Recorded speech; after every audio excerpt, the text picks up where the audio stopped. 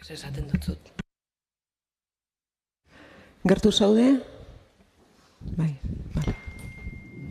Bale.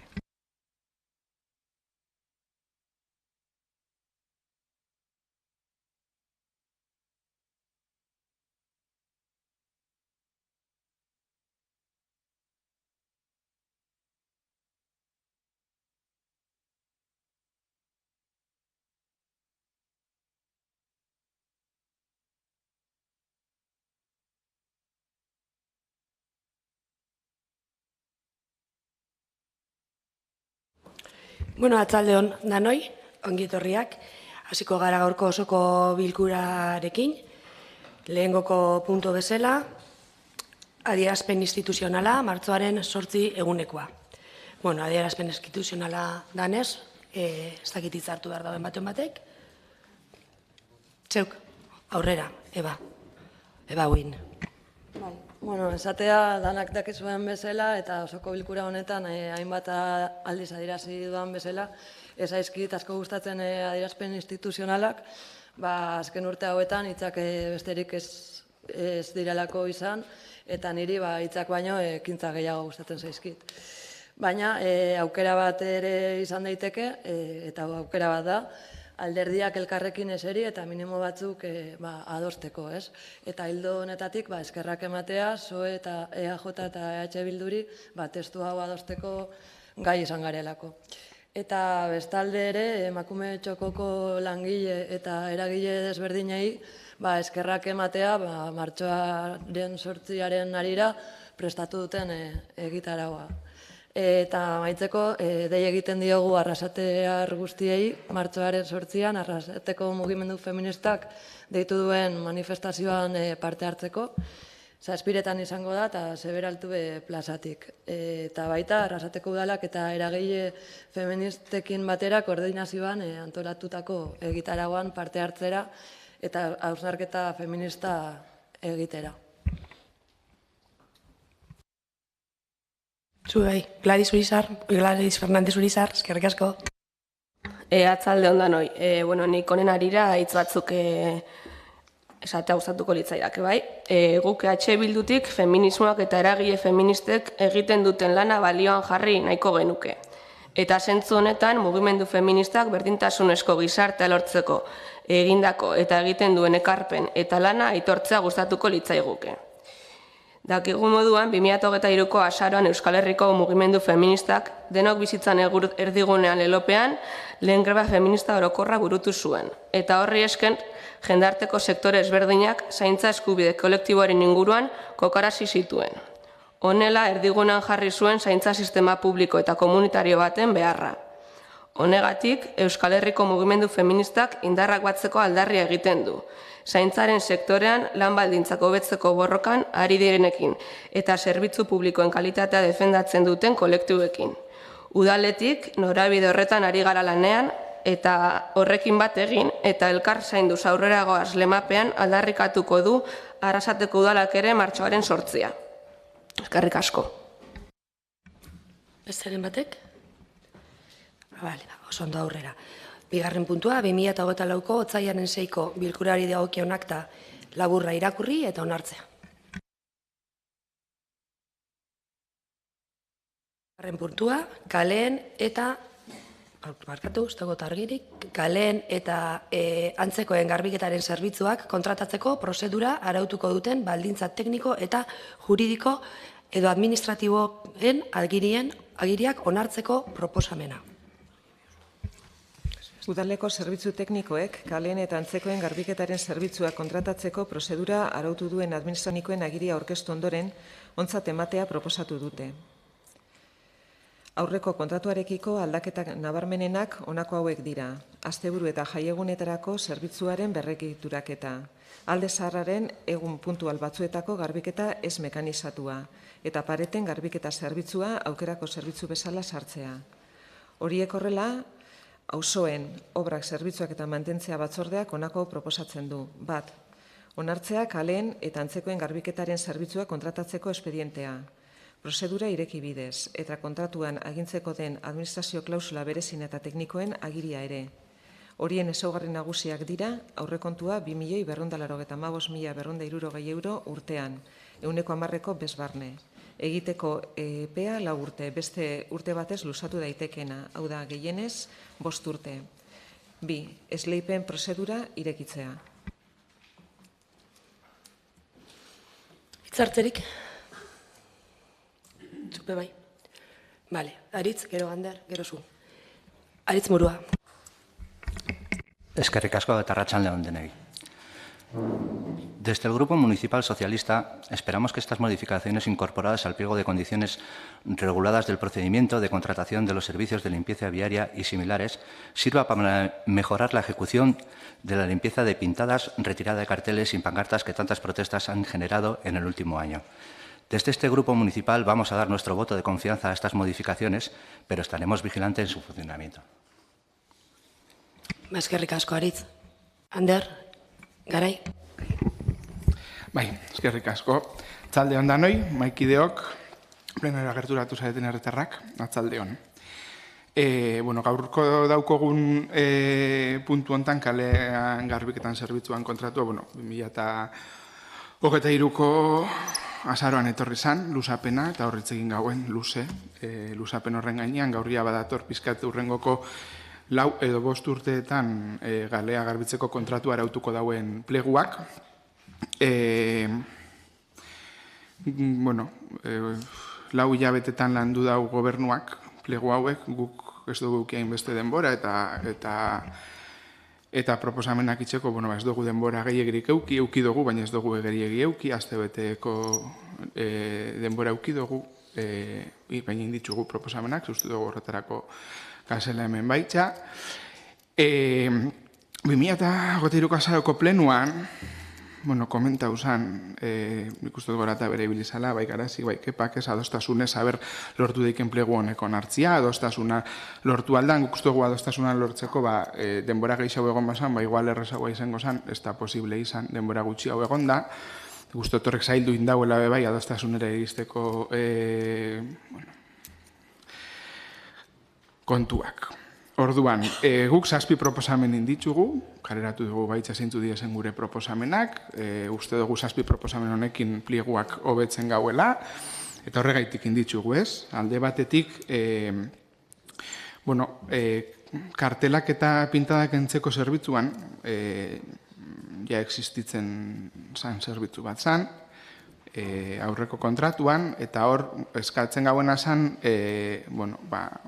gaur egun dauen moduan, eta proposatzen den moduan, jartzen dau, kenduko diela, udalak uneoro adierazitako jarraibideen arabera, eta guk eskatzen gauena zan hori moldatzea eta izetia asteroko maiztasun batekin, ez udala momentuan dauen udalaren jarraibideen arabera, uste dugu askoz begokixaua dela, asteroko maiztasunarekin kentzia.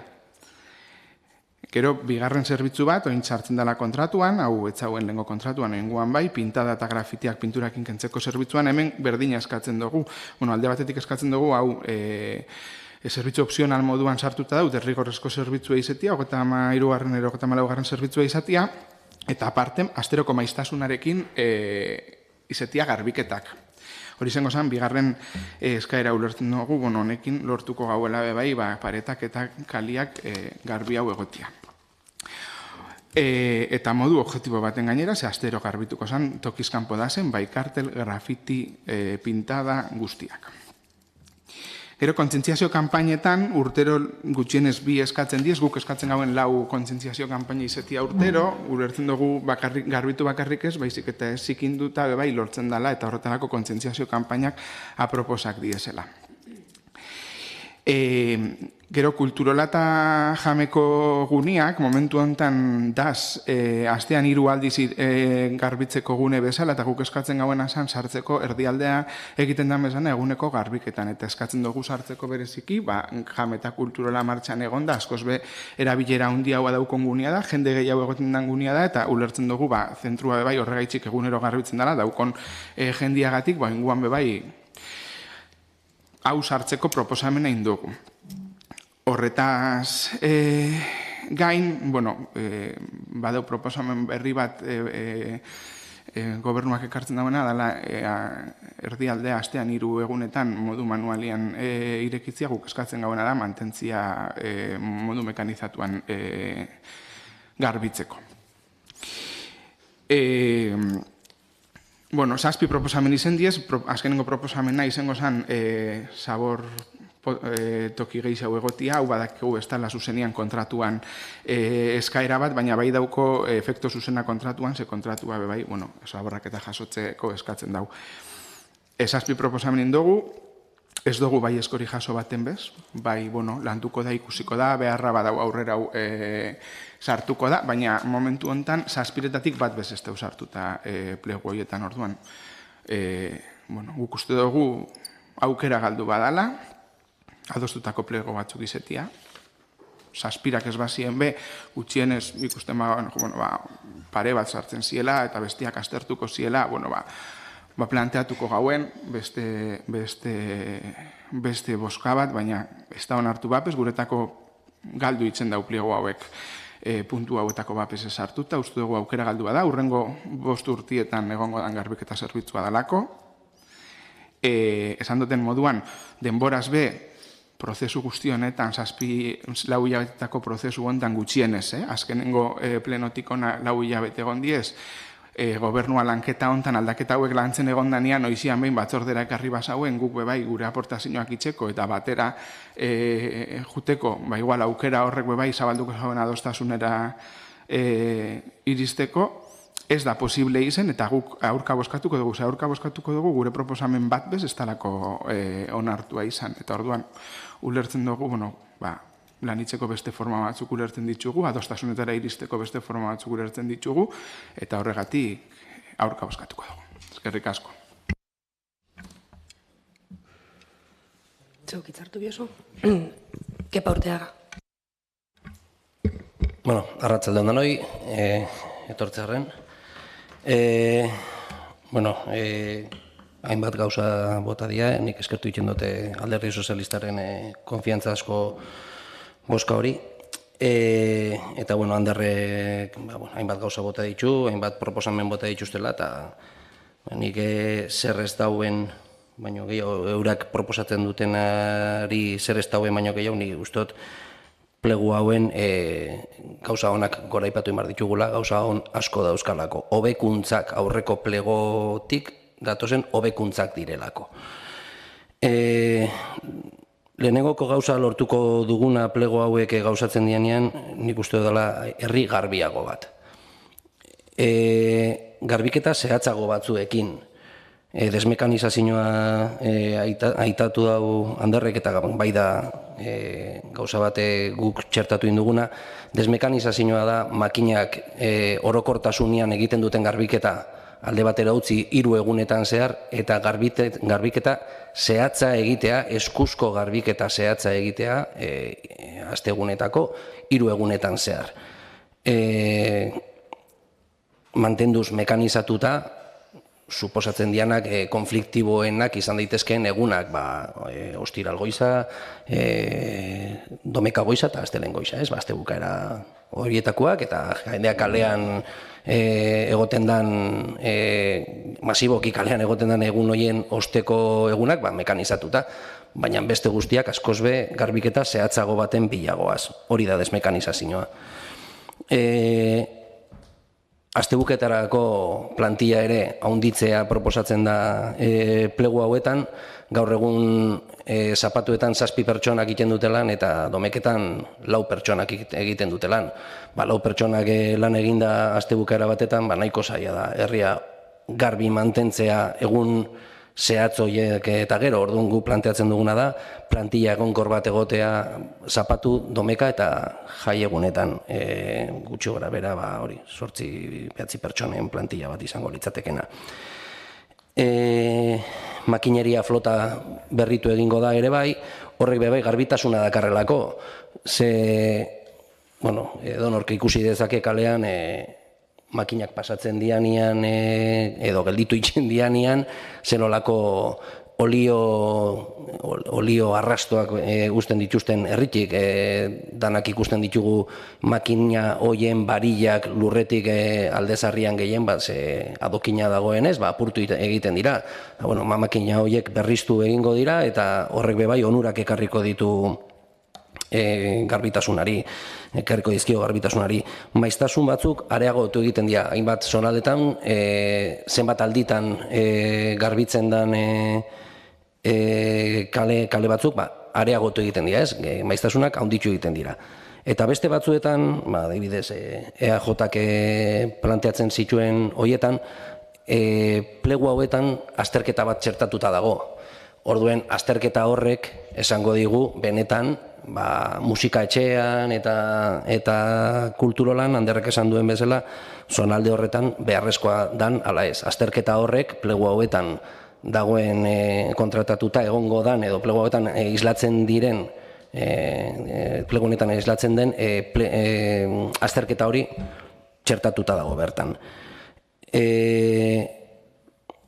Kontzientzazio kanpainak bebai badaz, 2 urtean, uste dugu nahikoak diala, aurreko pleguetan eta azkenengo 5 urteetan nahikoa zirela uste genuen, zuek ere bai, eta uste dugu eraginkorra dela, zerbitzuek horrela, gure osmako zerbitzuek horrela ikusten dute, orain arte eraginkorra izan diala, maiztasun horretan urtean berritan egitea kontzientzazio kanpainak, eta berrikuntzak, fatxaden margoketaren zerbitzua orain arte etzegoen pleguetan eta txertatu egin dugu.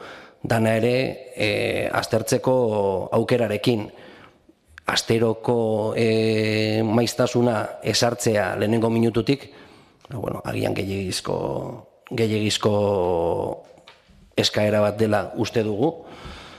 Ikusiko dugu nola dijoan, izuek eta baiguk dano dakigu nola funtzionatzen duen zerbitzuak, nola garbitzen ari da, nik uste dut azkenengo hilabeteetan agerikoa dela garbitzen dirala paretak, ez ditut esango garbienak dirala, badakigulako jendeak margotu egiten ditula libre ikusten ditunean, baina gure lana fatxadoiek garbitzea da, eta egiten ari da. Eta, de hecho, zorionak jaso ditugu, orain arte ez dakit jasoko zen dituzten, baina gu jaso ditugu, eta, bintzate, arro egoteko gauza bada.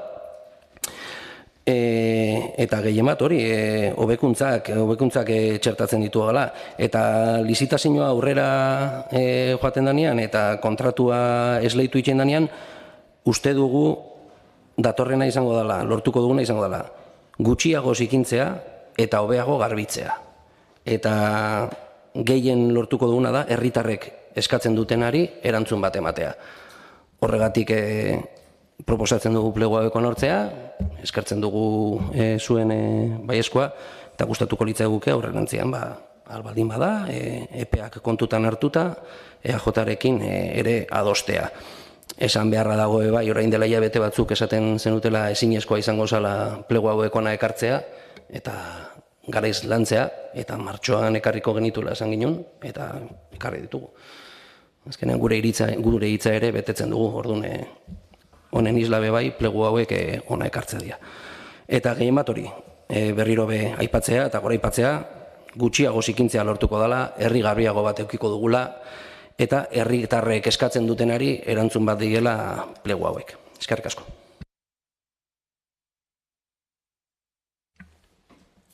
Ander Garai. Bai, matizatziarren, Guk ez gauen esaten martxoan ezinetela etorriko dudan jartzen hauena nik esan iraierako egongo dan kontratu ero ez. Hori urrengoan ekartzen danean ona, porque honek prozesu badauko, eta prozesu amaieran berriro betorriko da plenora, eta hona hartu biko da azkenean adjudikazioa ikusiko dugu iraierako iristen dan, ero ez, iristen bada arrasatearrentzat hobeto da. Ez gauen jarri dudan martxoan etorriko sanik, ero ez. Bai, gauza berri batzuk sartu dozue, eta hori hasieratik esan dut nik bai. Pareta garbitzen diezela esan dozu, txiko doztazu dudan jartzen. Txiko doztazu dudan jartzen, ze adibide asko jarri neike, bi jarriko dut. Kulturaten dau pareta pankarta batekin, pankarta pintada, papelekin indako pintada bat, otxaren 14. Eta gaur da martxoaren 5 astauken duta. Eta arbolapetako atia, ez otxaren 14, baizik eta urtarrilaren 11. Osa, hilabete eta piku. Eta ez da kendu. Beste gauza batzuk kendu diez. Aurreko astean ikusi gauen toki batzutan kentzen. Beste batzutan ez dakit, guk horregaitzik eskatzen gauen asteroko maiztasuna ikusten dozula gehiagi dela, proposatu 2 astetik behin, 3 astetik behin, hitz egiteko gaz, baina ez dozue proposatu zen dozu ez. Hori ez dugu onartzen, eta guk hor da ikusten dugula, karo, astero, 2 astetik behin kentzen badiez pintada guztiak, eta grafiti guztiak, eta kartel guztiak tokiz kanpo da zenak, kenduko diez guztiak. Baina oin ikusten dugu ez diela guztiak entzen, eta jarri dut bi adibidez, geixau da, eskuta mazarete erritxik geixau da, anima zurin dau pareta baten grafitixak oindala 2 hilabetetatik. Bueno, pliego hauetan sartzen bagauen grafitiak, pintadak, eta lekuz kanpoko kartelak entzeko zerbitzua, maiztasun baten barruan guk astebetekoa proposatu gauen, baina irekita egon gara negoziatzeko. Irekita egon gara guri hasien proposamenak, eta hori batzordean bezan hauen diez gure proposamenak eztabaidatzeko eta lantzeko. Ez da gure izan, ez da gure izan. Eta ez da gure izan, eta sartzia bat bez, orain arte urtean bi kontzientziazio kanpaina egon diez bai, baina kontratu batetik bestera aukera ematen dau, sartzeko aukera gehiago 2015an, 16an uste aterazala lehenengo kontratua gu gobernuan gingo zenian. Aterazan beste kontratu bat, garbiketa zerbitzukoa, zauena baino zerbitzu gehiago ematen zala, momentuan ikusten zalako egokizena zala. Eta 2019an, etorrezanian, rebizioa beste kontratu bat ateratzen zarelako, ulertu gauen, ez geizki zauelaren aukua, baizik eta hobetu inalzala, eta hori inzan, eta hori 2008an dator beste bat, ulertzen gauela, hobetzeko aukera ematen dauela, horregaitzik egin ditugu proposamenak, eta gu ez gara jun maksimotara 7 proposamen inditzugu, negoziatzeko. Ez gauen eskatzen 7ak ez bazien sartzen ez gauela babestuko. Zaten gauen, negoziatzeko eta ikusteko, eta ikusi dugu ez dara bapesartu. Aurrerago ikusiko da kulturola eta jameren estua beharrezkoa dan ero ez. Bueno, izen alda ero ez. Baina ez, oneri ez dutza, pintada eta kartelena ez dugu sartu bier. Gero bebai eskatu gau, zona batzutako soportalen maiztasuna unditzia, 3 hilabetetik hilabetera pasatzia horri bez, ez. Kontentziazio kanpainei bez, ez. Horregaitzi da gure eskua. Zein gauen proposamen guztieri erantzuna izen da ez, ez. Eskerrik asko. Bai, Kepa Orteaga. Bueno, berriro, esango dut, esplika dugu zergatik esan diogu gauzei baietz eta zetz, eta berriro gore insistitzia, sentitzen dute, beste insistitu beharra, baina uste dugu gutxiago zikintzea eta hobeago garbitzea lortuko dugula plegu hauekin.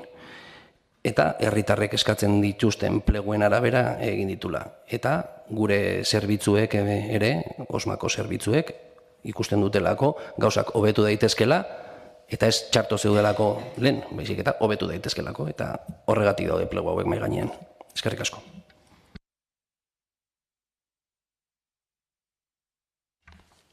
Bale, hurrengo puntua. Ez bosketa pasatako gara, barkatu. Bosketara pasauko gara. Pleguen alde. Pleguen aurka.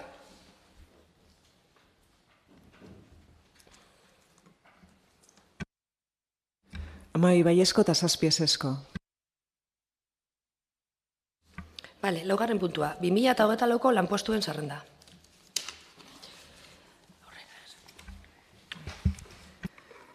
Lanpostuen zerrenda udal honetako antolaketa beharren benetako adierazpidea da. Lanpostuen zerrenda negoziatu eginda. Gai hau batzordean aztertu ondoren, batetik EH Bilduko ordezkariak aldeko bozka eman du eta bestetik EAJPNV eta Sozialistas Baskos Euskal Sozialistak udal taldeetako ordezkariek aurkako bozka eman dute. Horiek horrela pertsonen batzordeak honako proposatzen du. Bat, ez onartzea 2024ko urtealdirako lanpostuen zerrenda. Bigarrena, ez onartzea pertsonalaren partila organikoa egokitzea. Hirugarrena, ez onartzea lanpostuen zerrenda argitaratzea Gipuzkoako aldizkari ofizialean. Itza. Kepa Urteaga. Bueno, onartzea proposatzen dugun lanpostuen zerrendan inguruan hainbat aipamen egin nahi ditugu. Dakizuen bezala aurten lanpostu berri batzuk sortzea proposatzen du udal gobernuak eta horiek era egokian daude txertatuta RPT honetan, baina idazkariak eta pertsonal saileko langileak lanketa bat egin dute eta zenbait zuzenketa behar dituela RPT-ak esaten digute. Atzetik datozenak 2021 urtetik dauden zuzenketa batzuk dira. Zuzenketa horiekin hasita, zuzenketa tekniko juridikoekin eta guzkien juridiko horiekin azalpenak emango ditugu. 2021an Eusko Jaurlaritzak RPT-a hainbat puntutan zuzentzeko eskaera egin zion Arrasateko udalari, baita ere 2022 urtean eta baita ere 2023ko martxoan. 2022ko abenduan idazkari eta kontuhartzaileek jada lanpostuen zerrendaren onarpenari lotuta plenoko erabaki hartu baino lehen eginbide bat egin zuten eta 2024ko RPT-aren lanketa egiterakoan Eusko Jaurlaritzaren txosten haietan jasotakoak zerrendatu egin ditu idazkariak eta konpontzeko beharra mahai gainean jarri du berriro ere. Eta orduen pertsonal sailetik zuzenketa horiek bideratu egin dira.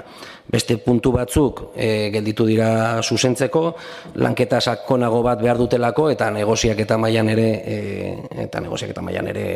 egon behar diralako, lanpostu batzuekin zerikusia duelako.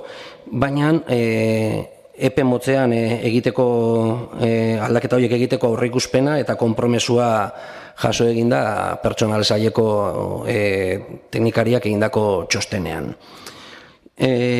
Izan ere, zuzenketa horiek beharrezko dira 2021 urtetik ona onartu egin den eta ejekutatu ez diren lan eskaintza publikoak martxan jartzeko. Hogeta batetik ona onartu diren eskaintza publikoetatik estabilizazioak aparte eta aldundiarekin batera itzen dialako, eskaintza publiko horietatik 85% ez da martxan jarri.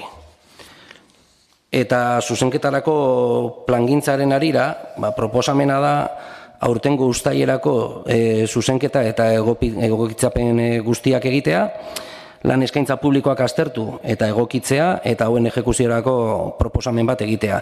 Eta horrela adostu da pertsonal sailarekin. Uste dugu egoera hau ez dela estrukturala eta horregatik proposatu dugu eta urtarrileko negoziaketa maila eraman zen pertsonal sailean programa bat sortzea atzeratutako lan horiek atera ahal izateko. Egin beharrek diren OPE guzti horiek gauzatu ahal izateko programa bat proposatzen da gure RPT honetan. Eta bestalde lanpostuen zerrenda honetan zenbait lanpostu berri sortzea proposatu dugu. Alde batetik bazerako izapidetze agente bat sortzea proposatzen dugu, herritarrei zerbitzu hobeago bat emateko. Mantenurako kiroldegiko mantenurako langile berri bat ere proposatzen dugu, kiroldegiko egoera eta mantenu beharrak agerikoa die, danak ikusten dugu nola dagoen gure kiroldegia eta konponketa lanak behar dituela argi dau. Kultur laguntzaile berri bat ere proposatzen dugu, eraikin berriak egitea beti esan dugu ona dela, kultur eraikinak egitea ona dela, baina gero horiek martxan jartzeko baliabideak behar dira, baita ere pertsonalak, ez bakarrik diru baliabideak, eta eraikin berri bat bai, baina baten bat egon beharko da gauzak kudeatzen. Eta bukatzeko, trantsizio ekologikorako teknikari lanpostuarena, urrengo urteetako erronka garbia dugulako trantsizio ekologikoa, Besteak beste 2019ko jasangarritasun energetikoari buruzko legeak eta 2024ean onartu berri den trantsizio energetikoaren eta klima aldaketaren legeak kontutan izan da. Legeak onartzeaz gain, horietan jasotako betebeharrak aurrera eramateko baliabideak jarri behar dira eta beharrezkoa dela gogoratu behar dugu lanpostu hau. Eskerrik asko.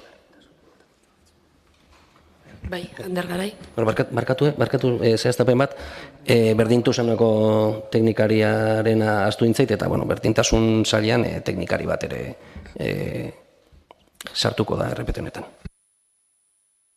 Bai, Ander Garai.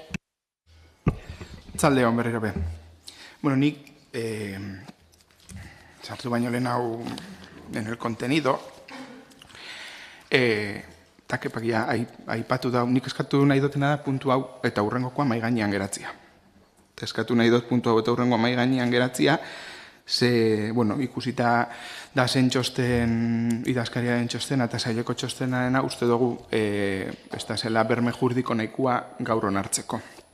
Irakurtzen badugu txostena, idazkariaren txostena jartzen dauena, eta bakarrik jartzen zuzenketa batzuk egin behar diezela, pizkatara eta godoie, besteak beste jartzen dago, azpimarratu beharra dago, txostenean izatuko dena ez duela jasoko lanpostuaren zerrenden egokitasun juridikoaren azterlan osoa.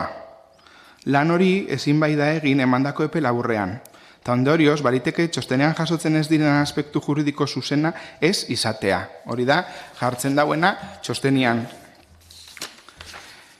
Gero, pizkata aipatzen dau, ez, bere ustez, itzen dau azterlan bat, ez taksatibo ez itxia eta azterlan sako nago baten menpe, pizkat berak aldaketak zeintzuk izango zien uste dauena.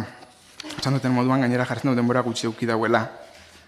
Hor bai daz, postu ezberdinetan, zer ikusten dauen aldatu biko zinela. Eta azkenian ondorio bezala, jartzen dau, 2004 urteko lanpostuen zerrendan proposamena zuzendu egin beharko litzateke.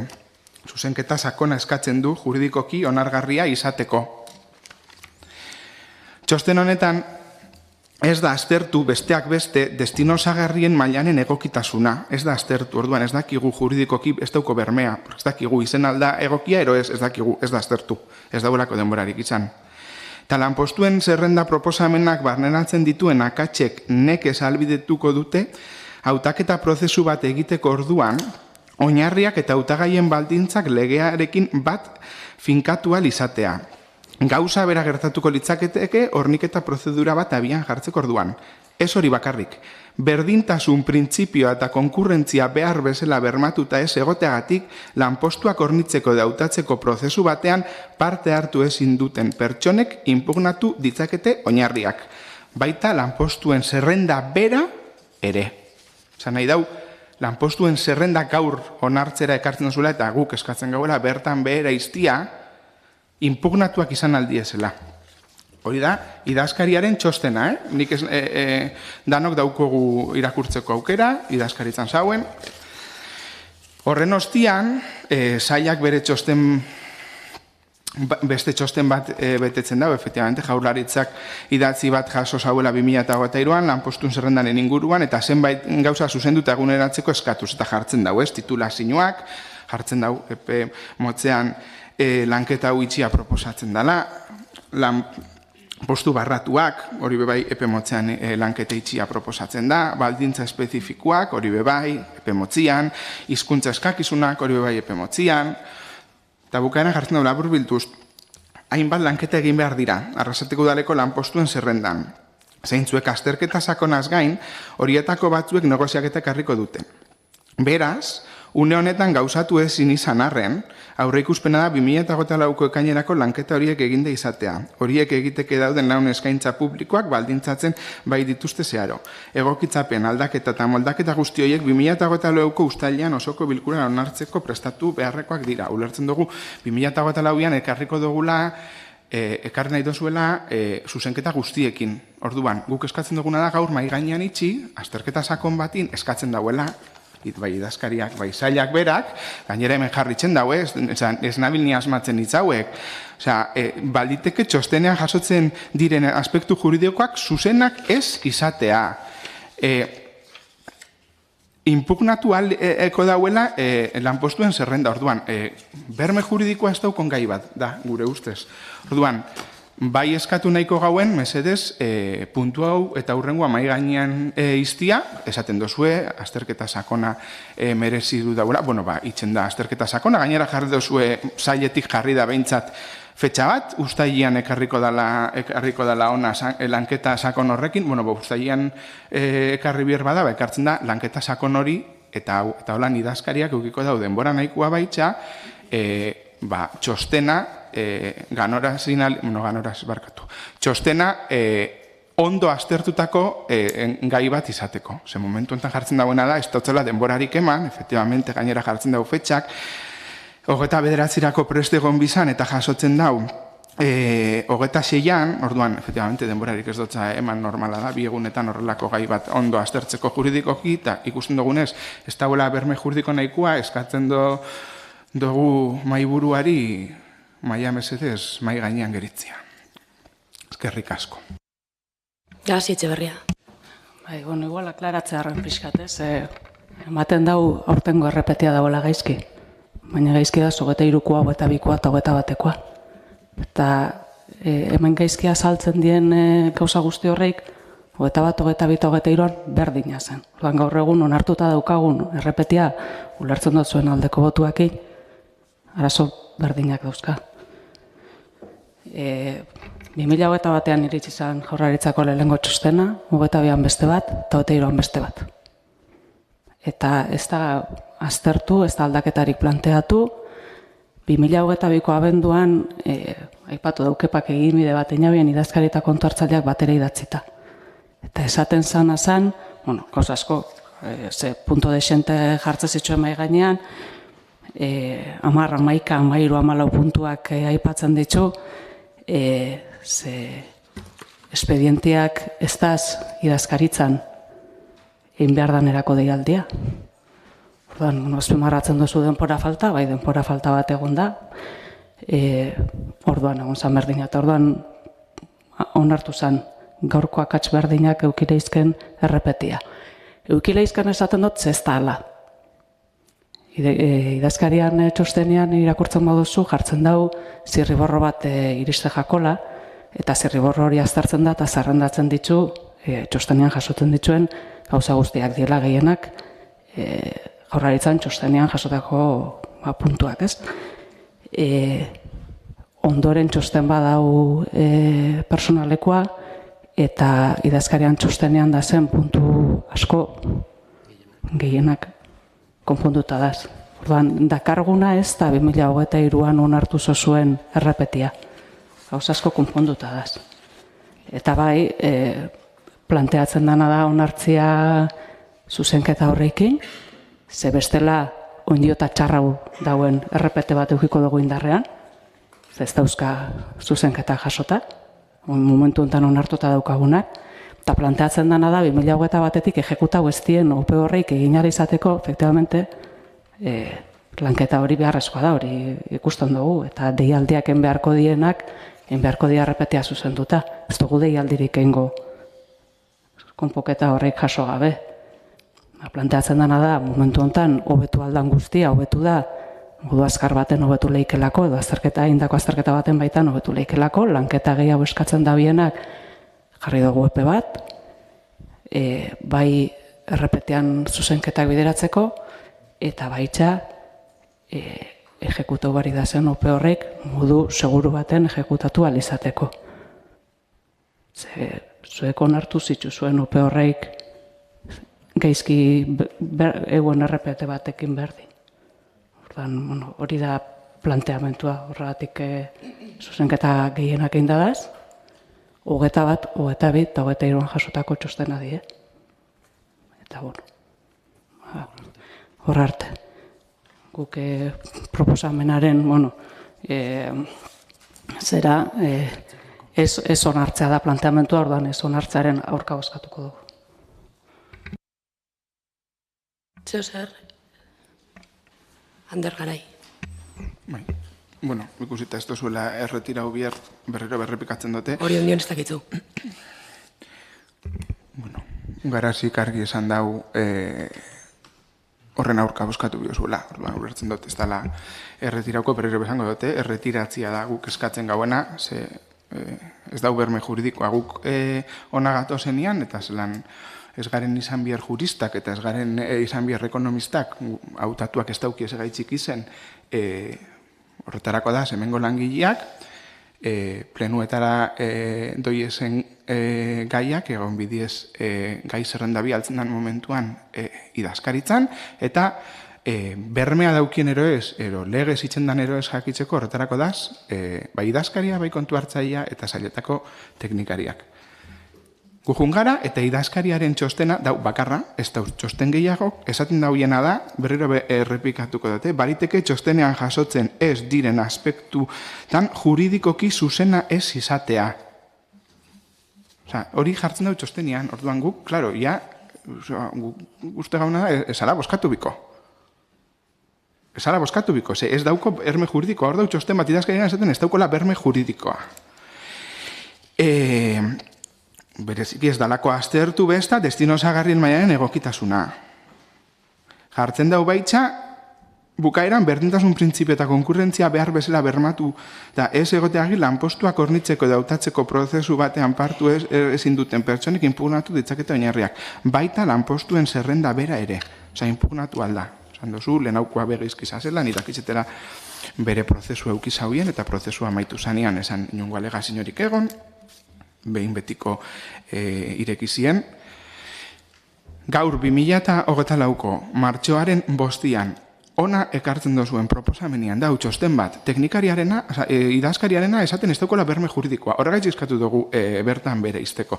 Eta gero, efectivamente, dau saileko txosten bat horren ostian, esan ez, gauza batzuetan, epe motz batean egitea aurre ikusten dela.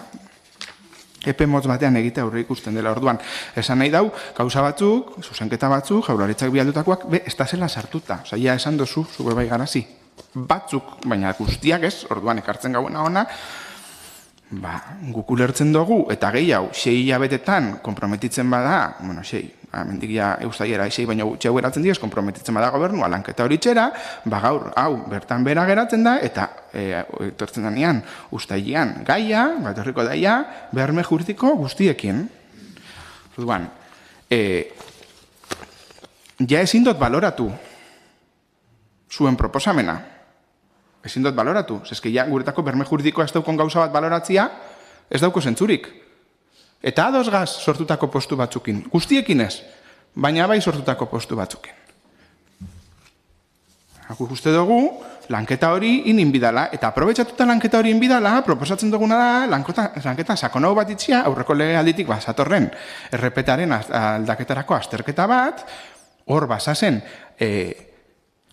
alderdien arteko bilerak eta ulertzen zan, bazoiela poliki-poliki adostasun batera iristen, gero etorrezien hauteskundiak eta hor geratu zan, baina hor dau pendiente, eta hortik eratorriko jaku.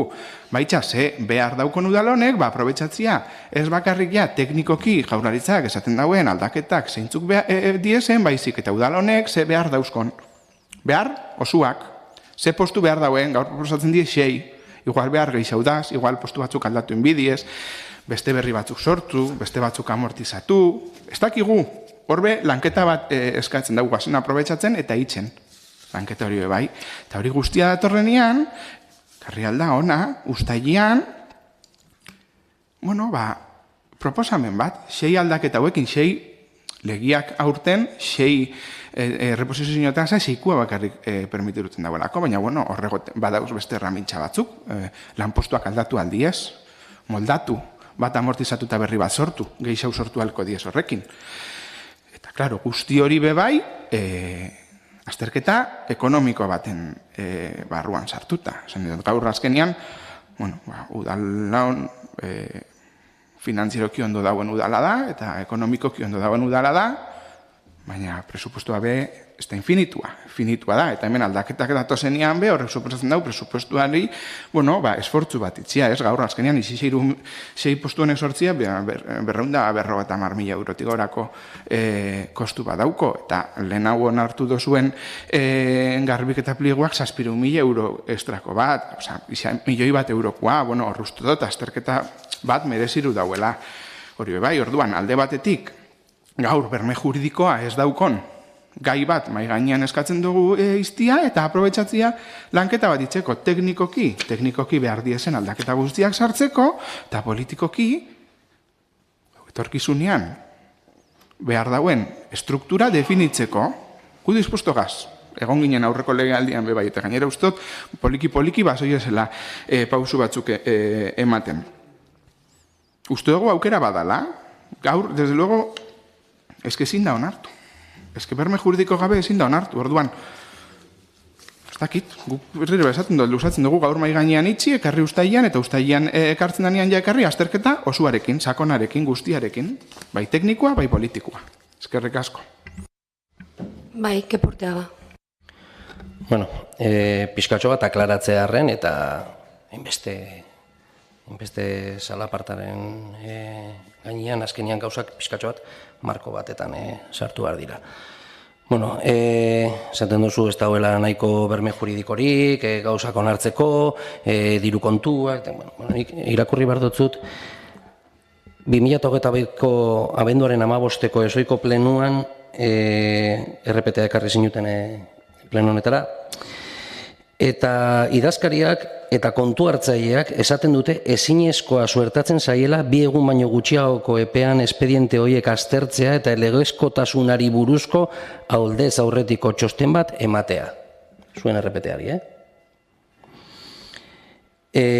Are gutxiago, kontutan eukita, 2 baino gehiagotan mairaturako lanzama eta baliabide pertsonaleza, kontu hartzailearen kasuan, eta bi administrari eta idazkarien kasuan, administrari bakarra. Ohartarazi dute, txosten gabezia horiek ekarri dezaketela adostasunakoaren erabateko deusestasuna edo deusestagarritasuna. Ze alde dago zuke irakurri dozunarekin? Uste gutxi. Berak irakurritako txosten, azken aurreko txostenarekin. Eta gero, esaten dau, gai zerrendako 10, 11, 13 eta 14 puntuak ikusita,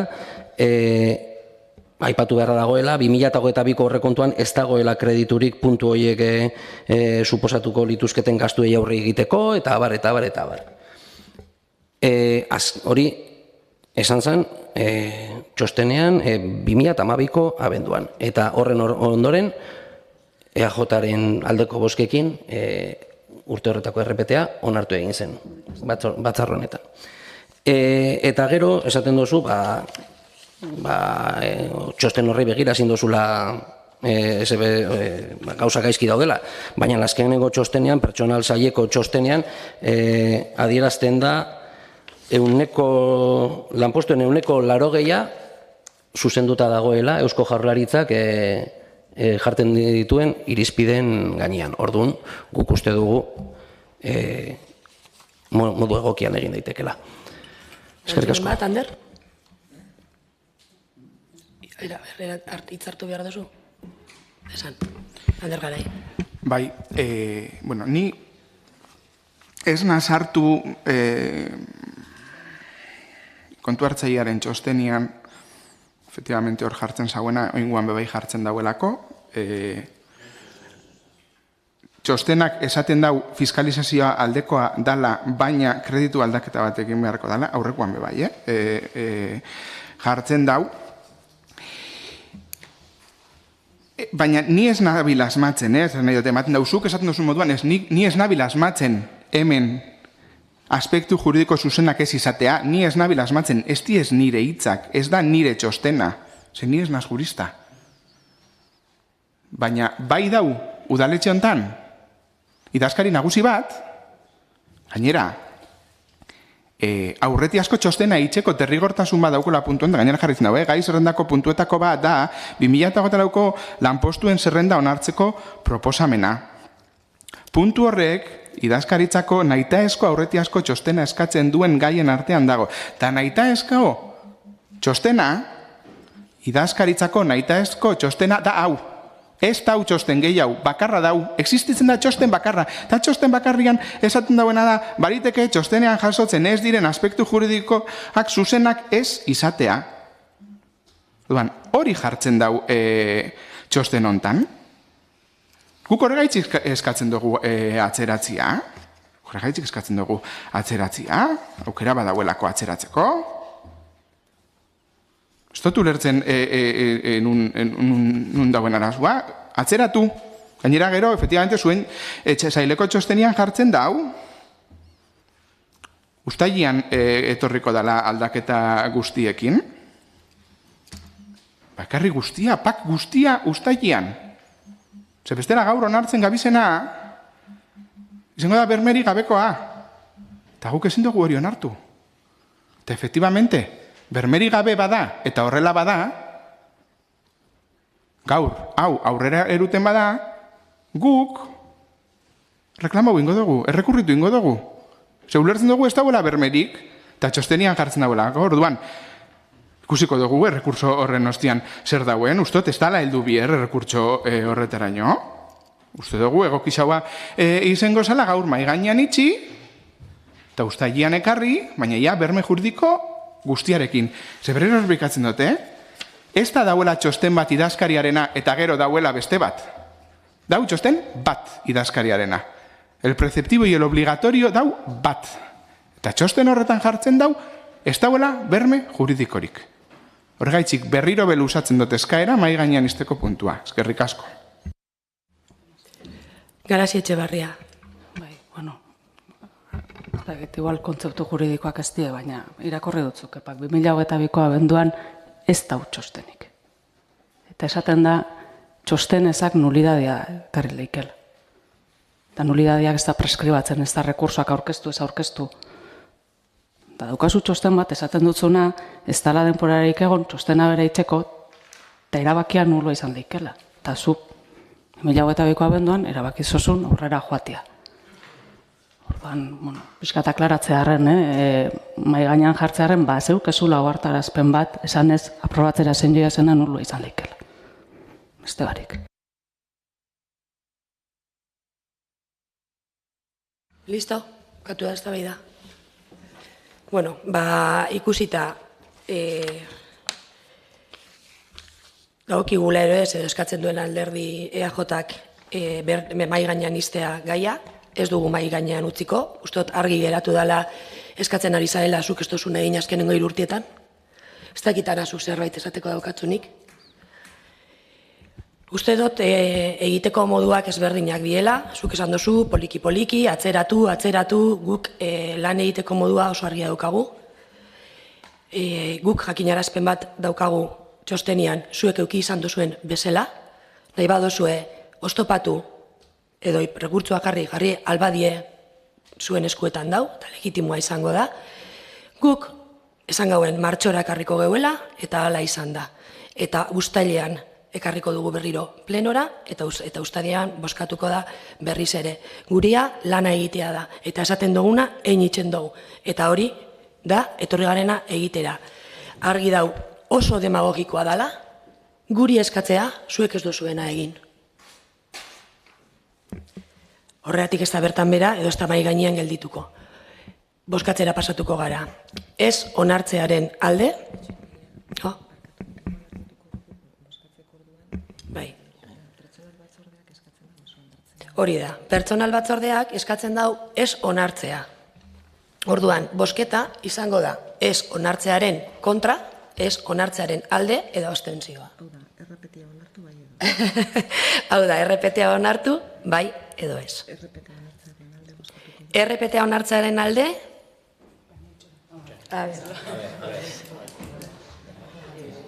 Da hurrengoa. Edo aldatzen da proposamena. Hori da. Proposamena da ez onartzearen alde, Ez onartzea, ez. kontra. Hori da, diktamen pertsonal saileko diktamena onartu, bai, ala ez. Hoxe. Bai, argi dago. Diktamena onartu, bai, ala ez. Guk alde boskatzen badugu diktamena onartzen dugu dela, ez onartzea. Hori da. Argi geratu da, bai. Claro. Ez gauka, hori da, guk euken bezala. Gertatu beharreko. Agerrandian arrazoia mun bihotzu. A ber, pertsona batzordeak eman duen diktaminaren alde,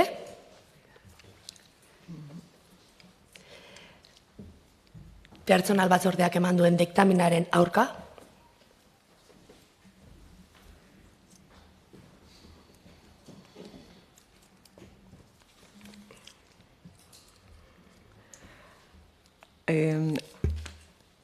Amar diktamenaren aurka eta 9 diktamenaren alde.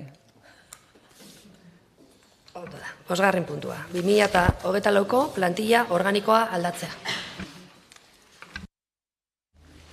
Langileen zerrenda da funtzionarioak, lan kontratudunak eta behin-behinekoak osatzen dituzten kidego eskala, azpieskala, klase eta kategoriaren arabera xedatutako zerrenda.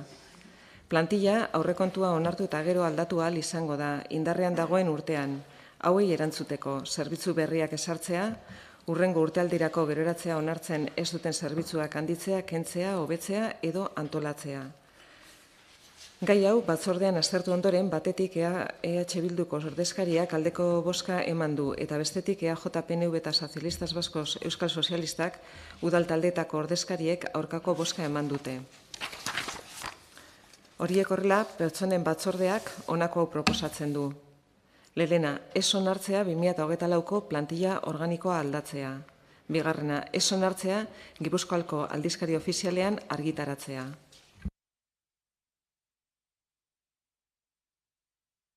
Bueno, bardina. Ez onartzearen diktamenaren alde,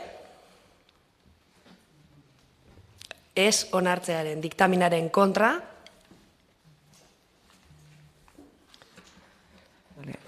Amar, diktamena ez onartzea, 9 diktamena onartzea. aurrera ba. 6. EPO-ELT beren 14. xedapen gehigarriaren aplikazioa udalaren udalitz hitzarmenean jasotzeko proposamena.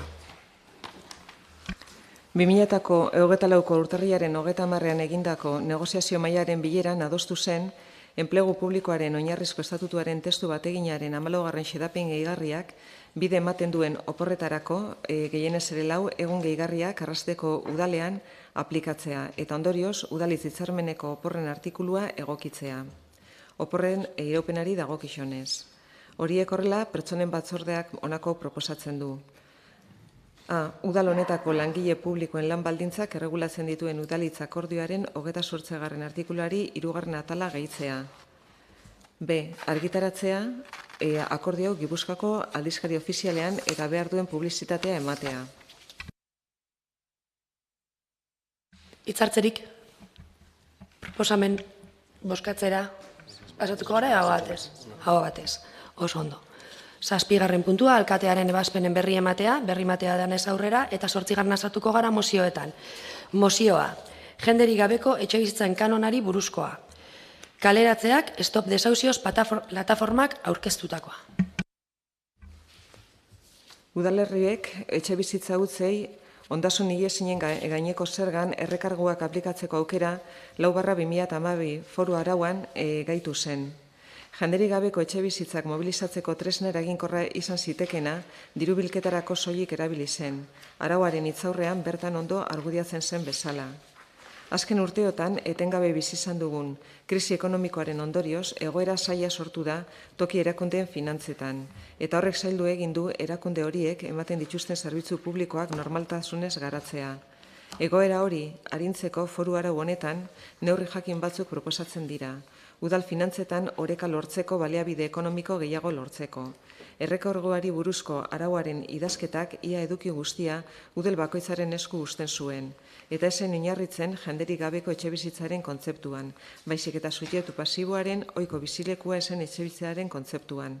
Horrela, jenderik gabeko etxebizitzaren definizioaren arazoa saihesten zen, eta horrek hainbait arazo sortu ditu. Harik eta Konstituzio Auzitegiak etxebizitzaren euskal legean jasotako definizioa baliozkotu zuen arte.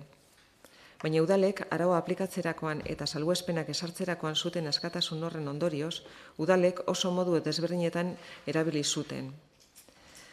Batzuek, bigarren egoitzak zigortzen zituzten, nekez jo baitatezke mobilizagarritzat.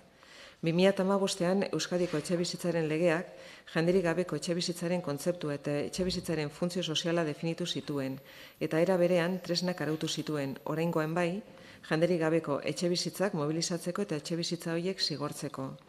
Prozedura oso bat arautu zuen, gerora 149/2021 dekretuan garatua, zeinak ezaugarri garrantzitsu batzuk baititu, OHZ-aren errekargutik bereiztea ahalbidetzen dutenak. Lehenik eta behin askoz ere bermatzaileagoa da, salbuespenak etxebizitza utzik mantentzeko bidezko arrazoietan oinarritzen baitira. Jabeak etxebizitza mobilizatzen ez duenean bakarrik zigortzen da. Beraz kanona, nahitaezko alokairua edo desjabetza bezalako neurrien azken aplikazioa da. Jabeak horiek sartzera onartzen duelako.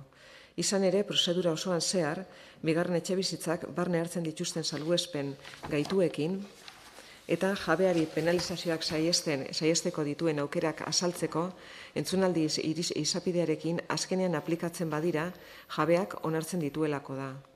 Bigarrenik, ez du diru bilketarako izaera zehaztu gabea.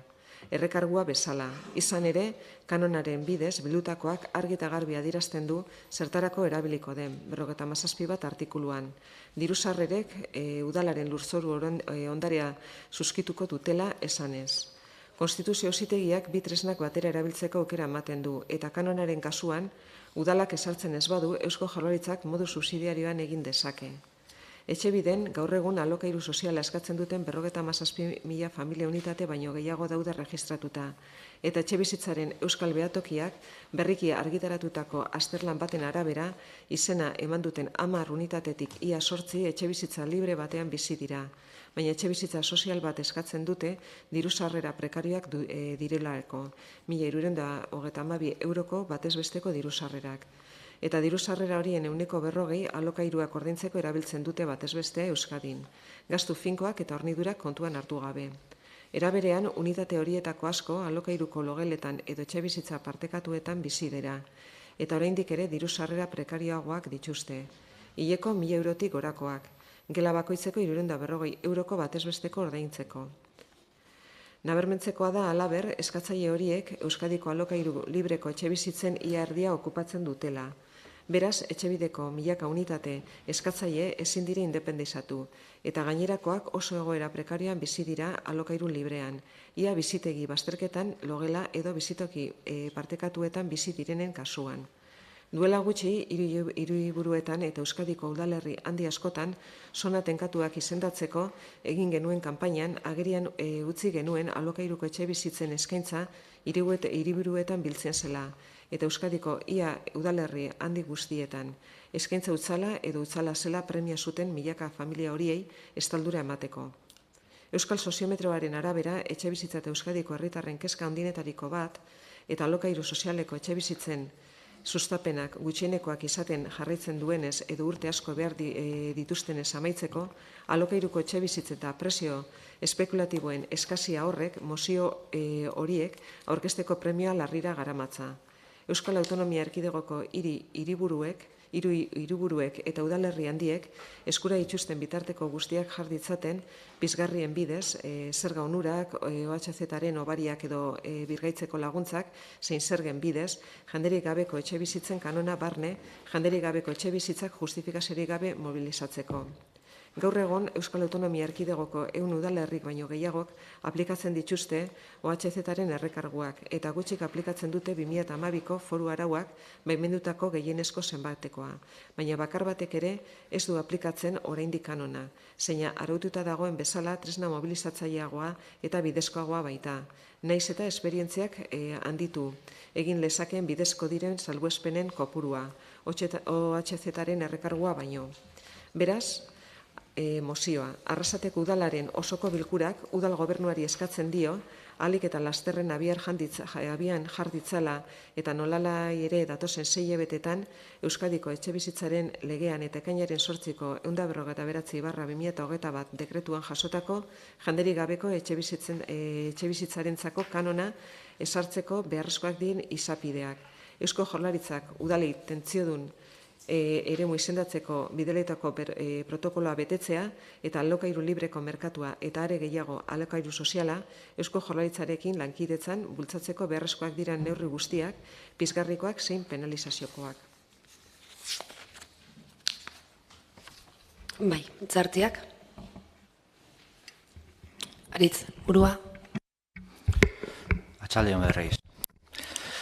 Desde el Grupo Municipal Socialista de Arrasate estamos de acuerdo con el texto presentado por la plataforma Stop Desahucios para su votación por este pleno. Por lo tanto, nuestro voto será favorable. Ander hartu jauzitza.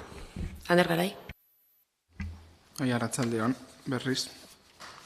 Puntu hontan,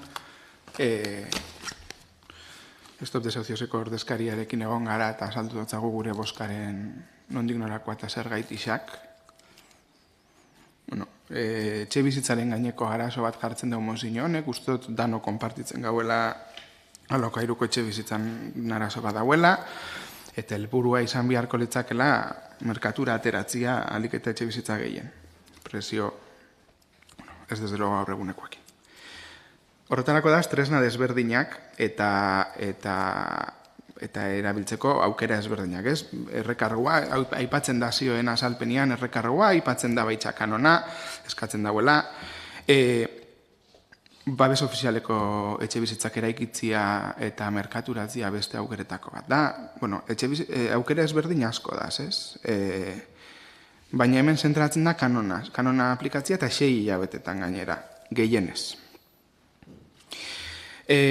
Guk uste dugu, pausu ezberdinak inbidiezela etxe bizitzaren aferrontan alik eta soluzio honena lortzeko, ez? Uste dugu egokixa izango zala ikerketa bat itxia udalerrizan, ikusteko zego eratan da zen etxe bizitza hutzak, gainera udal gobernuak sartu zagoen bera aurrekontuetan horretarako partida bat, ondoren talde politikoekin ikerketa hori aztertu alda, ikusendik eta ze emaitza jarri, zen neurri jarri ez, azkenengo ordenantza fiskalakoan hartu zienean errekargua jarri, zan baloratu biko da baitza urte bete pasatzen danean errekargu horrekin emaitza euki dauen ero ez, ikerketa horren barruan emango zauen, azkenean helburua ez da penalizatzia gaitzik, ero pizgarriak sortzi, pirgarriak sortzia, gaitik helburua eroa emaitza da alokairura ateratzia etxe bizitzak. Eta uste dugu, eta hor baina idot jartzia pizkat, enfasi pizkat, bebai oso garrantzitsua dara, babes ofizialeko etxe bizitzak eraikitzia. Azkenengo urtietan batzuk eraiki diez, Arrasaten, uste dugu gainera aukera daukola Arrasatek gehiago eraikitzeko ondionez. Adibidea da, Polmetasan badauko udalak horrorube bat, gainera dauela kalifikauta babes ofizialeko etxe bizitzak eraikitzeko. Eta uste dugu behin, esan duten moduan, neurriak martxan jartzen diezenean, azterketa inda eta ikusita zer eratortzen den azterketa horretatik, denbora bat pasatzen denean neurriak aztertu inbidiezela, eta ikusi bida helburua lortzeko neurriak egokisak izen dien, ero ez, eta izen badiez jarraitu eta ez badiez izen hobetu. Hori da guk proposatzen duguna, ez? Azterketa batin, informazio guztixa partekatu, landu, hartu beharreko neurriak hartu, eta gero aztertu eta baloratu neurriak egokiak izen diezen, ero ez diezen izen. Horregaitzik guk ezin dugu babestu mozio hau, esan dutena gaitzik, kanona etorri bier bada, etorri biko da, baina uste dugu lehen hau beste bide bat jorratu bidala. Eskerrik asko. Kepa Urteaga. 2015ko Euskadiko etxe bizitza legean jasotzen da, jenderik gabeko etxe bizitzetan kanona esartzeko aukera. Eta 21 garatu ziren definizioak eta orain gune tentsionatu izendapen eskaerak dakarren ekintza planean jaso daitekeen ekintzetarako bat da honako hau. Modu honetan, EAEko etxebizitza legeak eta estatuko etxebizitza legeak jasotzen dituen baliabideak aktibatu egiten dira, alokairuaren arazoari aurre egin ahal izateko. Hartu genuen aurreko pleno batetan konpromesua eta orain berretsi egiten dugu. Ados bozkatzea pasatzen gara, mozioaren alde.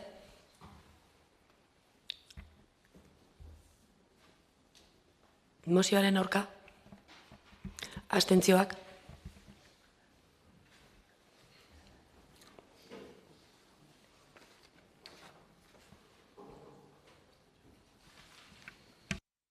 Amai baiezko eta 7 abstentzio. Ados hurrengo moziora pasatuko gara, 9. puntua, mozioa Arrasaten alokairuko etxebizitza errazteko IME elkarteak aurkeztutakoa.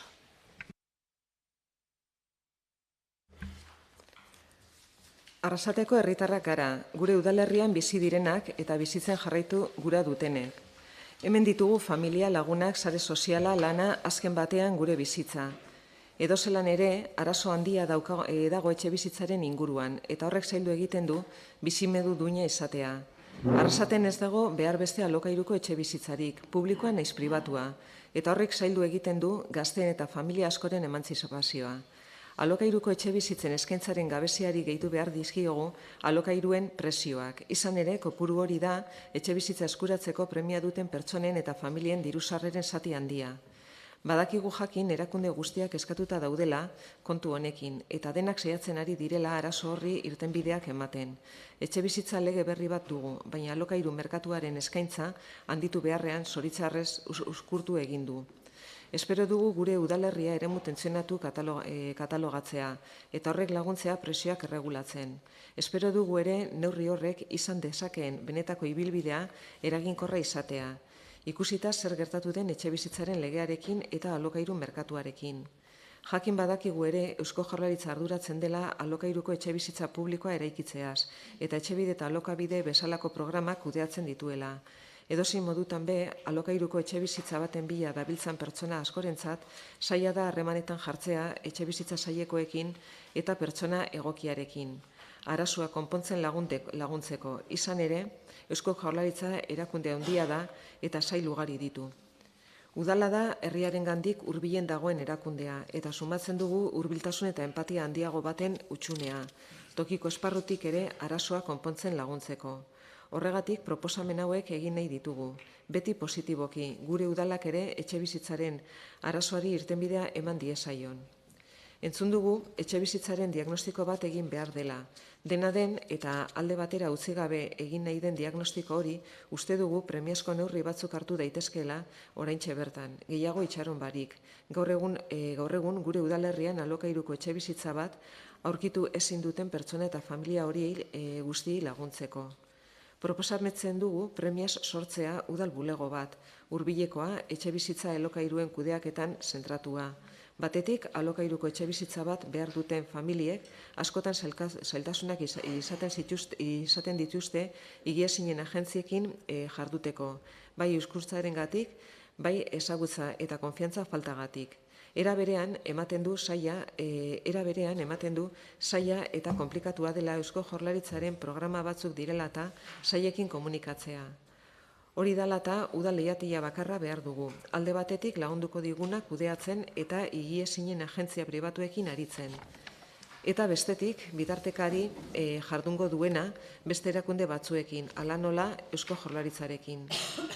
Proposatzen dugu udalak programa bat abian jarri dezala alokairuko etxebizitzen jabei zuzenduta. Pertsona horiek beren jabetzak alokairuan arrazoizko presioetan jarri ditzaten sustatzeko. Udalari eskatzen diogu premiaz kudeatu ditzala San Andres auzoan jabetzan dituen partzelak, alokairuko etxebizitza publikoak eraikitzeko.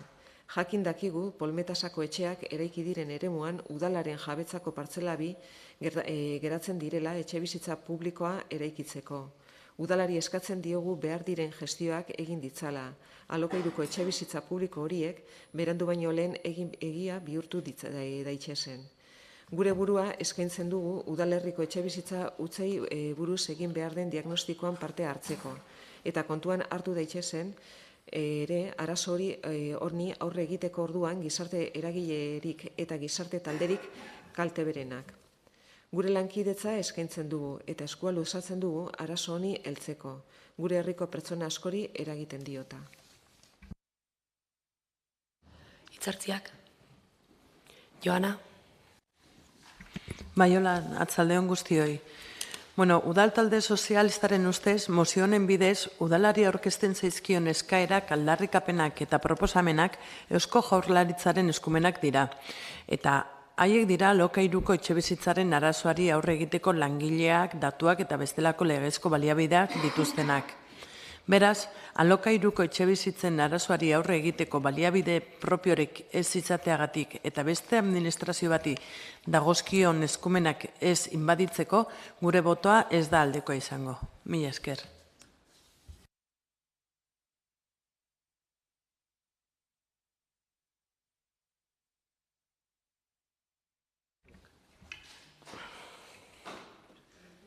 Berak esan alde. Eba Buin. Bai, apa Yamila, apa a la asociación IME. Naiz eta egon ados zuen mozioaren edukiarekin, Joanak esan duen bezala ez dira udaletxeko eskumenak, horregatik ez dugu bere osotasunean babestu eta abstenitu egingo gara, horregatik. Comentaba que estando de acuerdo con el contenido de la moción y coincido con vosotras que el alquiler en Arrasate es un problema de primer nivel, pero como ha comentado Joana, las competencias que tiene el ayuntamiento para resolver este problema pues son limitadas y entonces, aunque estamos de acuerdo con el contenido de la moción, al no tener competencias, pues nos vamos a abstener. Eskerrik asko. Ander Garay. Zaldeon. Azke puntua bai, etxe biztan gaineko beste mozio bat. Eta, komentatzen EAJak babestuko dauela. Eskerrik asko email karteari ona ekartziagatik mozio hau. Babestuko dugu, lehengo puntuan be, aipatu doten moduan, uste dugulako, arazo honi irtenbide bat emateko pausu ezberdinak eman behar diezela, eta adosgaz mozio hontan proposatzen dien pausuekin. Uste dugu udal bulego bat sortzia posible dala, eta ondo ikusten dugu. Gainera, uste dugu, bulego horrek, ekintza ezberdinak eraman alditzula aurrera, ez? Alde batetik, intermediazio lanak egitzeko egokizia izan alda, baitza programa ezberdinak martxan jartzeko, diru laguntza ezberdinak martxan jartzeko, informazioa helarazteko, ikerketak itxeko, nik uste dut egokizia izan aldala, ez? Lehen komentau dut, udal jabetzako terreno badauko Arrasatek polmetasen eta ipatzen dozue baitza mozio hontan, eta hor, babes ofizialeko etxe bizitzak itxeko orube bada. Uste dut, egokizia izango dela udalak bultzatzia ez bertan itxia, aurreko legealdian lehenengo alegin bat inzan, orubean kantera atera zan, esan lortu, inork erostia, baina uste dugu badazela bide ezberdinak, badaz bide ezberdinak enkantera aterata, badaz bide ezberdinak bizesarekin, berarekin harremanetan konstruitzeko, eta badau beste aukera bat, udala bera promotore lanak itxeko. Uste dugu aukera ezberdinak da zela, eta bai uste dugu, jorratu behar diezela aukera horiek, eta jorratu beharrakoak izen biko ziela, bereziki hori analizeteko orube bat gutxienez babes ofizialeko etxe bizitzakin, eta merkaturatzeko hori uste dut aukera oso aproposa izango zala. Eta esan dut, uste dutela aukerak badazela, ze beste herri batzutan badaz? Orduan, ulertzen beste herri batzutan egon da Arrasaten bai aukera hori gutxienez jorratu aldala, ez? Modelo ezberdinekin, modelo ezberdinak dauzkie beste herri batzuk, Zarautzeko udalak badauko etxe bizitzaren ofizina bat, 2005 urtetik, pixkat okupatzen da planeamentuan eta bai lan asko itzen dau, badauko modelo bat da, honek bai etxe bizitzak eraikitzen ditu, badau modelo bat, oindala gutxi berriki Bilbok ireki dago ofizina bat, atención a la ciudadanía para impulsar el alquiler de viviendas vacías. Oindala urtebeteko kontua da ez, badauko, printzipioz da lantzeko baitza alokairuarena ez. Eta beste adibide bat bai aurkitzu dutena, Azpeitiko udalak, Azpeitia berritzenen bitartez, badauko oso zerbitzu potentia, bitartekaritza programa dauko etxe bizitza alokatzeko, herriko etxe bizitzak alokatzeko bitartekaritza zerbitzua, etxe bizitza hutzak mobilizatzeko Eusko Jaurlaritzaren zerbitzua badauko,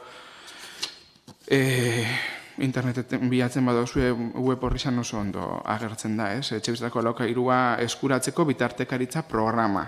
Diru laguntza programa dauko, lehen komentu duten moduan, Jaurlaritzarenak, udalarenak, birgaitzeko bulego bat, etxe bizitza publikoak kudeatzeko bebai kudeatzen da, orduan existitzen da, eta, nik uste dut aukera dauela existitzen da hori arrasatera bebai ekartzeko, orduan, berriro esaten dut gua ados gaz, mozinontan proposatzen danarekin, uste dugu posible dala, beste herri batzutan be, badazelako esperientziak, eta horregatik babestu ingo dugu eta alde bozkatuko dugu. Eskerrik asko.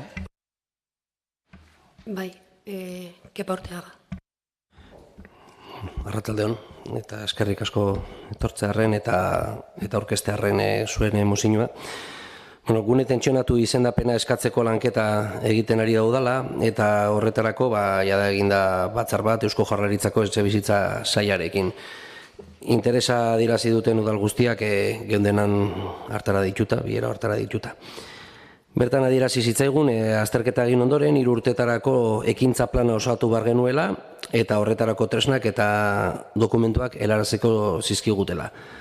Bestalde, gai honetan egin duen udala presta azaldu da, baliabidea partekatzeko, eta laizter izango dugu batzarraiekin ere. Ekintza plan horrek jaso beharko ditu egin beharrekoak, mozioa jasotako zenbait punturekin ados gaude, dudabarik, baina beste batzuk instituzioen arteko lankidetza eskatzen dute, eta horretarako ere pres gaude. Eta beste batzuk bestelako azterketa beharra dute, marko orokor batetan. Horregatik, kasu honetan, abstentziora joko dugu. Ados bozketara pasatuko gara. Mozioaren alde, mozioaren aurka, abstentzioak.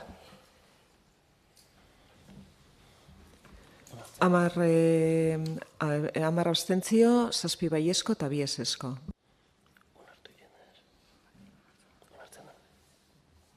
Onartua gelditzen da. Bale, orain galderreguetara pasatuko gara, eta espajatzu inporta, Jamilari emango diotitza, zai dagoelako hartzaldeko 6-etatik.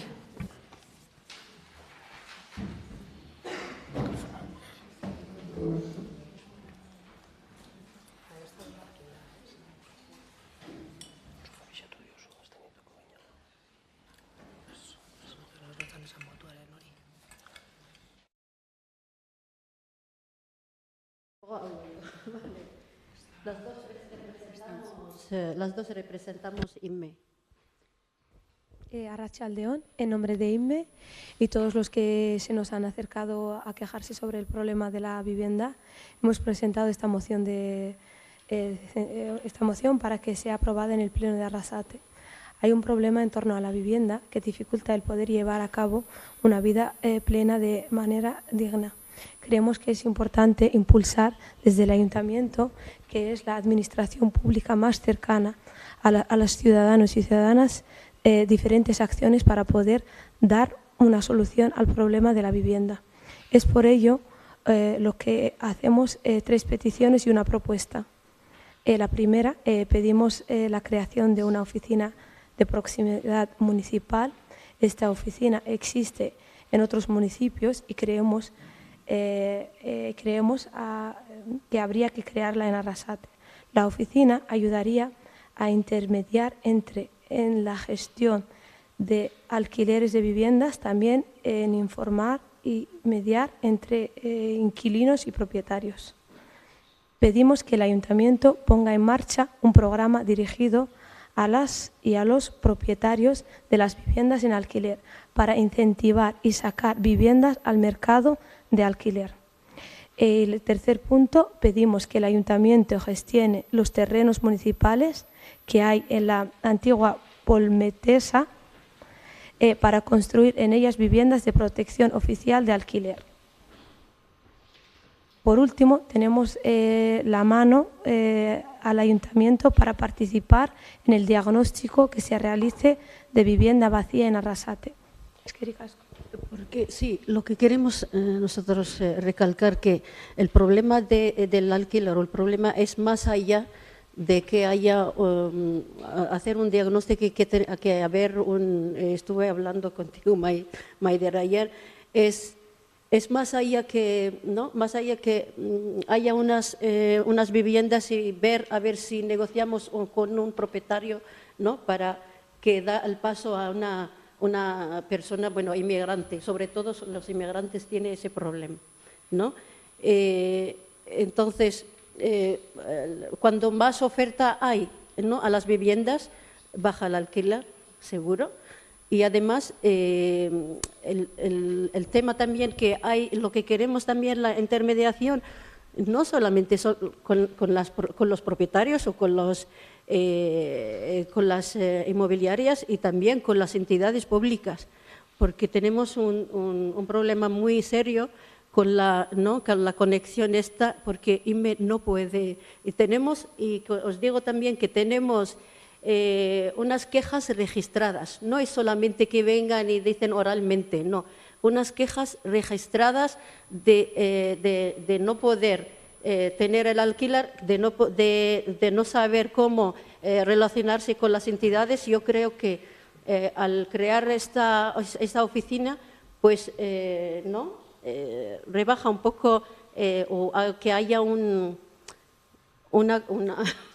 no sé, que haya una intermediación entre la persona, porque también hay mucha ignorancia, los inmigrantes no saben, el falta de idioma, muchas cosas.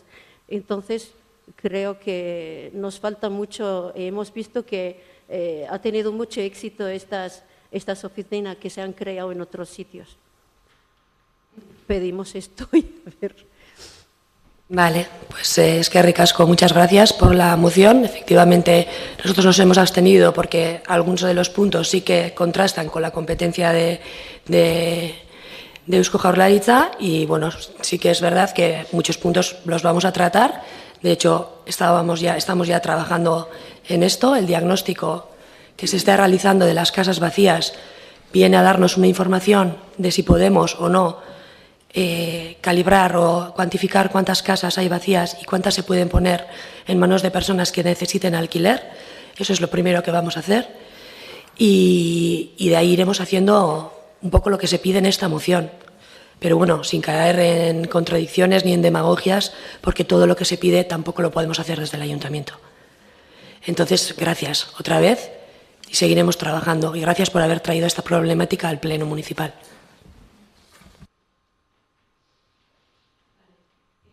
Galde erreguak? Oso ondo. Bai, esan aritz. Bai, atxaldean berriz. Gauzatxo bat, recordar que este domingo es el aniversario de nuestro compañero Isaías Carrasco y pues como todos los años se le va a hacer un homenaje desde el partido y pues invitar a toda la ciudadanía o todo aquel que quiera asistir. 10:30 en Navas de Tolosa. 10:30 en Navas de Tolosa. Es que ricasco, Joan. Es que ricasco, aritz. Ba, espadau eser gehiago, ukatutzat emango dugu plenua. Eskerrik asko etortziarren.